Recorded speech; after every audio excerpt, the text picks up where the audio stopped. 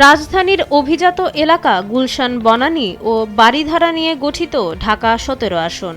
এই আসনে বিএনপির শীর্ষ নেতা তারেক রহমানের বিপরীতে লড়াইয়ে আছেন জামায়াতে ইসলামের প্রার্থী চিকিৎসক ও ব্যবসায়ী ডক্টর এস.এম. খালিদুজ্জামান।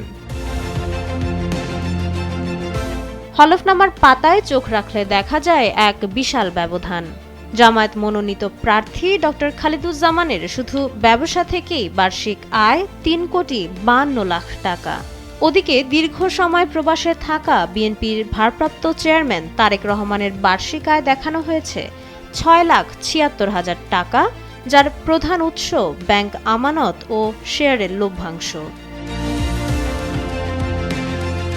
সম্পদ ও নগদ টাকার হিসেবেও ডক্টর খালিদুজ্জামান বেশ প্রভাবশালী। তার নিজের হাতেই রয়েছে প্রায় ৬৮ লাখ টাকা নগদ, আর ব্যাংকে আছে ৩৩ লাখ টাকারও বেশি। এছাড়া ২ কোটি টাকার বন্ড ও ১.৫ কোটি টাকার সঞ্চয়পত্র রয়েছে তার নামে। এমনকি ঢাকা ও খুলনায় তার নামে রয়েছে কয়েক কোটি টাকার জমি ও বিলাসবহুল অ্যাপার্টমেন্ট। অন্যদিকে তারেক রহমানের হলফনামা বলছে তার মোট সম্পদের পরিমাণ ১,৯৬,৮০,০০০ টাকা।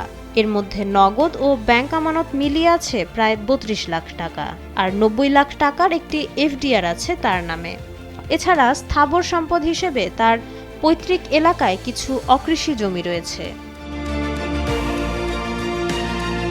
পারিবারিক সম্পদের দৌড়েও ডক্টর খালিদুজ্জামান এগিয়ে। তার স্ত্রীর নামে ৯০ লাখ টাকার শেয়ার এবং প্রায় ১ কোটি টাকার অ্যাপার্টমেন্ট রয়েছে।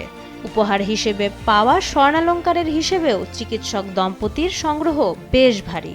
বিপরীতে তারেক রহমানের স্ত্রী ডক্টর জুবাইদা রহমানের নামে ১,৫,০০,০০০ টাকার সম্পদ এবং ৩৫ লাখ টাকার এফডিআর আছে। নির্বাচনী মাঠের এই লড়াইয়ে একজন পেশাদার রাজনীতিকের বিপরীতে দাঁড়িয়েছেন একজন ধনাঢ্য ব্যবসায়ী ও চিকিৎসক। ঢাকা ১৭ আসনের এই লড়াই এখন শুধু ব্যালটের নয়, বরং হলফনামার এই খতিয়ান নিয়েও সাধারণ মানুষের মধ্যে শুরু হয়েছে নানা বিশ্লেষণ। মাইশা মালিহা, সময়ের আলো।